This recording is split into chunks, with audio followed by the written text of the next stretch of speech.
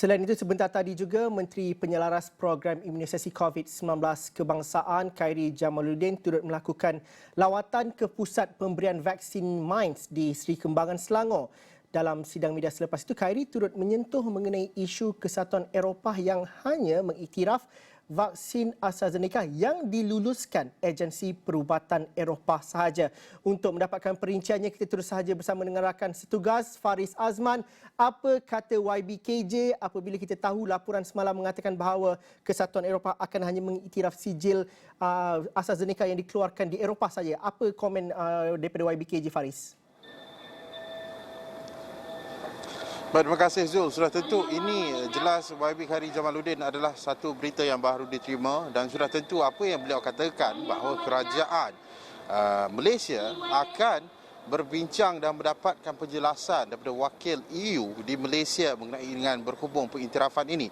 Dan jelas Khairi Jamaluddin juga ini adalah satu diskriminasi jika Kesatuan Eropah mengambil tindakan sebegitu rupa. Apa yang jelas beliau di mana AstraZeneca dihasilkan, sebagaimana kita tahu sebenarnya Zul, bukan hanya di Eropah ataupun di EU sahaja, malah ia menggunakan vaksin yang sama iaitu AstraZeneca. Walaupun di Malaysia sebenarnya kita menggunakan daripada SK Bioscience daripada South Korea ataupun Korea Selatan.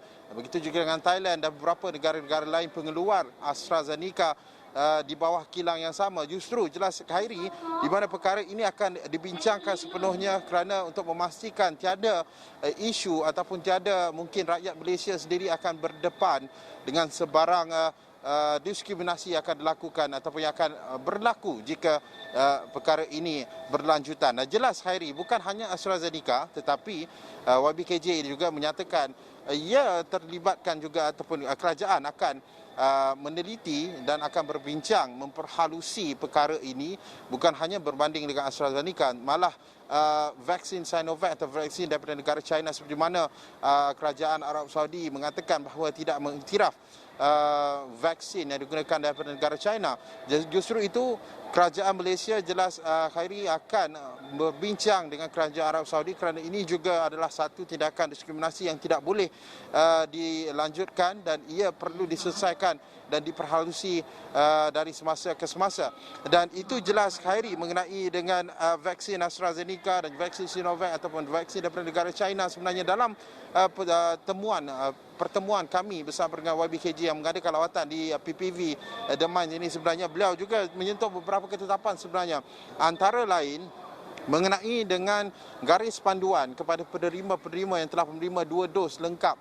Tetapi apa yang jelas oleh Menteri Penyelaras PIK ini iaitu Khairi Jamaluddin, garis panduan itu masih lagi disediakan ketika ini dan akan dibentangkan kepada JKJAV dan selepas itu akan dibentangkan kepada kerajaan sebelum ia diumumkan garis panduan bagaimana. Dan kemungkinan besar apa dikatakan oleh Khairi Jamaluddin ia akan dikeluarkan pada Ogos nanti. Itu yang dapat saya bawakan daripada sidang media Khairi Jamaluddin sebentar tadi. Zul. Faris, mungkin ada beberapa perkara lagi yang ditanyakan oleh wartawan dalam sidang media sebentar tadi kerana Khairi Jamaluddin juga mengatakan bahawa tempoh 3 bulan mendatang adalah tempoh yang paling sibuk. Cukupkah persiapan kita buat setakat ini dan betapa cepatnya kita dapat memvaksinasi masyarakat kita dan juga rakyat kita dalam tempoh yang terdekat ini kerana bekalannya ada? Baik, itu yang dikatakan oleh YB Khairi Jamaluddin dari pagi tadi. Kita tengok di laman sosial Ashraf Awani juga ada mengatakan bahawa ini adalah tempoh yang crucial, yang kritikal, di mana Julai masuk ke Julai ini ke hadapan bilangan vaksinasi, jumlah vaksinasi yang tiba di Malaysia itu berganda. Dan apa yang beliau katakan seperti di The Mines ini juga adalah PPV Mega. Jadi beliau katakan preparation ataupun persediaan itu telah pun dibuat. Untuk di sini saja 5,000. Bayangkan 10,000 akan diberikan vaksin dos pertama dan mungkin dos kedua menjelang minggu hadapan.